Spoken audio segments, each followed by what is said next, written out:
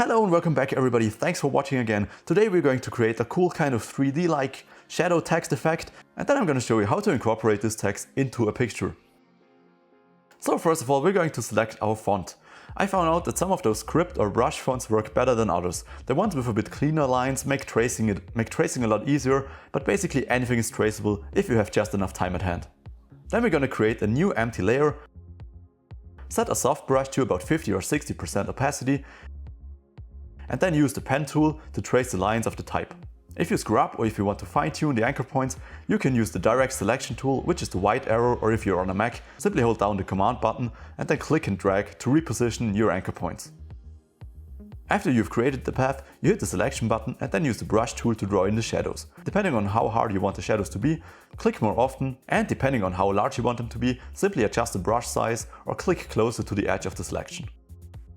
With this technique, we're basically going to work our way forward throughout the whole text. On some more complex fonts I tried, I found it sometimes a bit hard to imagine where the shadow should fall or which stroke to highlight. But that's probably only because I'm generally pretty bad at stuff like that. You can always check some reference photos on the internet and see how other people are doing it. Once you've got all your shadows in, we can now duplicate the shadow layer and set the blend mode to multiply if we want to make them even darker.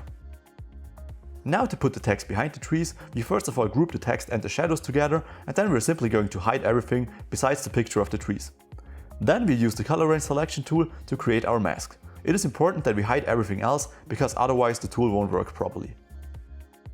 Now we're simply going to select the color we want to hide, and by holding down the shift button we can even add more colors to the spectrum. Now change the mode to grayscale to see how good our selection is, and then we can even adjust the fuzziness to fine-tune our selection a bit further. Now with our selection, we're going to turn the type back on and hit the mask button. After that, you can refine or tweak the mask even further. For this, we use a hard brush and turn the spacing down so that we get a nice even brush stroke. Then we use white to brush some of the type back in.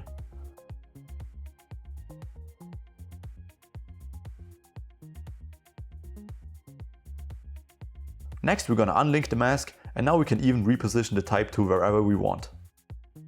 That's it, super easy, basically only a slightly transparent brush, some layer masks and a quick color range selection.